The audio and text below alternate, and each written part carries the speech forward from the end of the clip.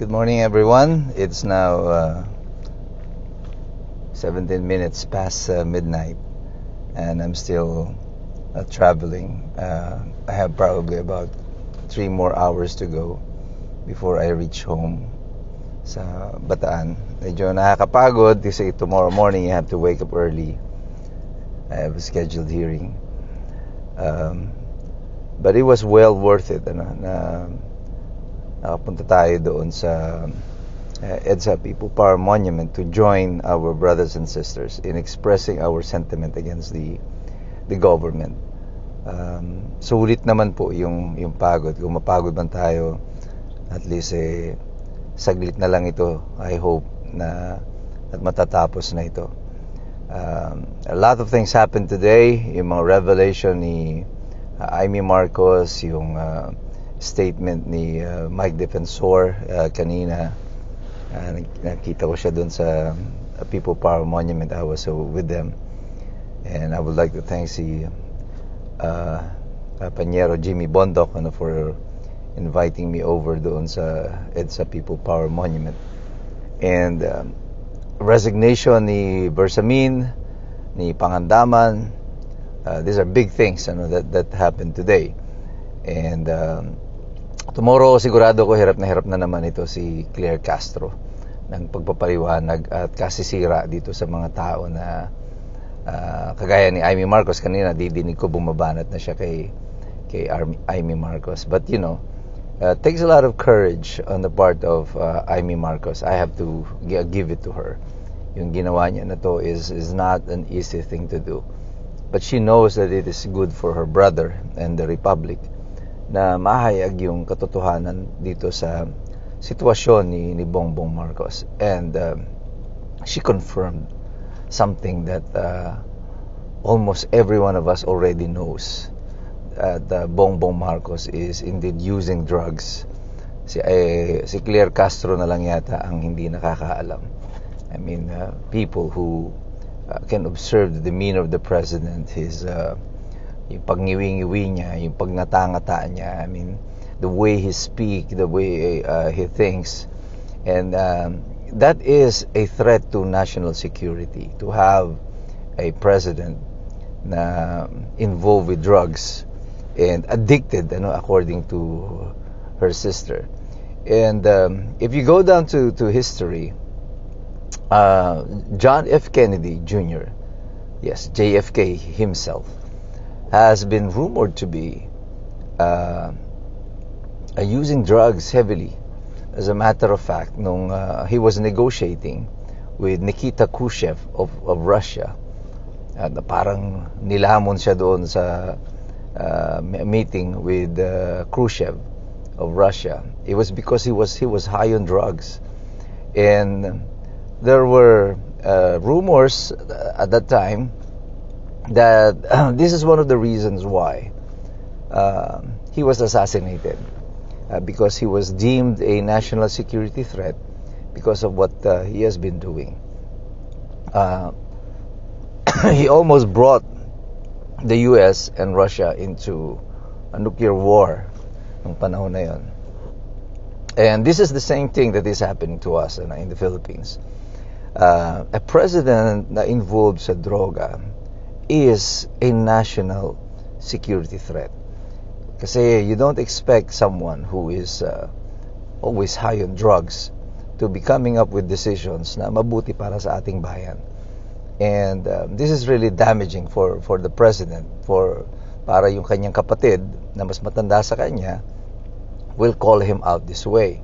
And it takes a lot of courage on the part of Amy Marcos and a lot of love na i-call out mo yung kapatid mo kasi alam mong napapahamak na siya. Ang pinakamasama nun sa kanyang kapahamakan, dinadamay niya yung buong bayan. And it must have been a really painful decision on her part, but it's something that she has to do. Mas malungkot na balita dyan ay yung galing kay Mike Defensor as to what happened to Orly Guteza. Pinapirma na daw di umano siya ng another affidavit retracting his previous statement. And yung tinuturo na ngayon si Mike Defensor, si Marcoleta, nag-alok daw ng pera para babayaran siya. But I think the more credible story here would be yung sinasabi ni Mike Defensor that his family was placed under threat. And he has no other choice but to retract his statement.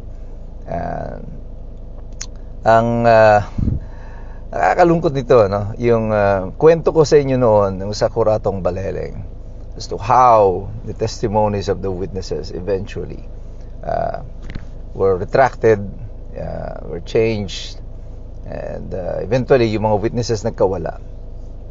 It's exactly the same thing that is happening today.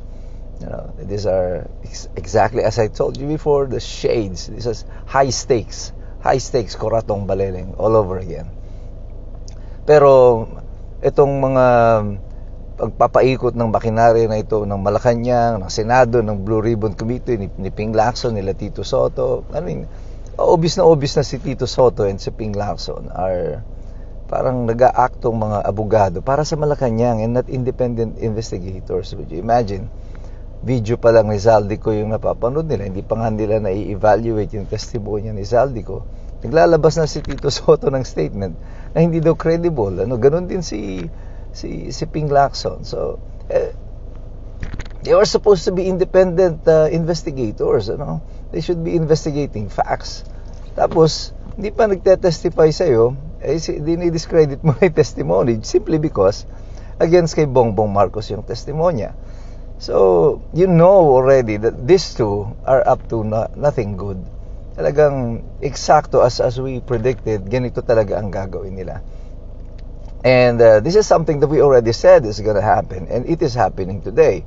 But what they did not count on, yung magiging reaction ng publiko dito kay Zaldico. Zaldico is not a hero of the Dutertes, kagaya na sinasabi niyo. No, he's far from being a hero. And si Zaldico just stated something, a matter of fact, so that he can protect himself. At alam ng lahat ng mga tao yan, lahat ng mga matatalinong mga iskumbro na sumusubaybay sa atin at sa nangyayari sa ating bayan. Alam nila kung ano yung nangyayari. We are not stupid, we are not fools. Si Zaldico is out there to save himself. But it's normal for a person whose life is under threat na gumawa ka ng paraan para iligtas mo yung sarili mo. Question dyan is, who is threatening him? Well, who gets to benefit kung mawawala si Zaldico?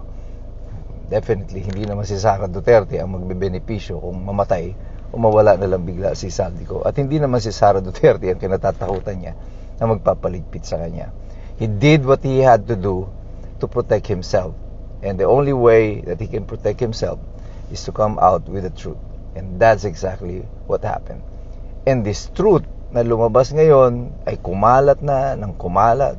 Kasi Jaime Marcos naghayag na at ang INC nagbigay ng platform para yung mga iba pa ay mahayag. Nagsabay-sabay ng mga taong bayan. Mr. President, galit na ang taong bayan sa'yo. At kung di mo pa yan naintindihan hanggang sa kasalukuyan, malaki talaga ang problema mo. But you really have to do the right thing. Like I've been telling you for a month, more than a month already, your clock is ticking, Mr. President. You have to make the decision now or you're gonna bring our country to even further trouble. Huwag mong bitbitin ang ating bansa sa mas karimari-marim na kinabukasan. We deserve better. We deserve more than a president na involved sa droga. Kaya tayo pong lahat, hindi pa po tapos ito. Tuloy tayong magmasid, makilahok, mag-aral. Mahirap makialam ang taong walang alam. God bless you. God bless us all. Mabuhay ang Republika ng Pilipinas.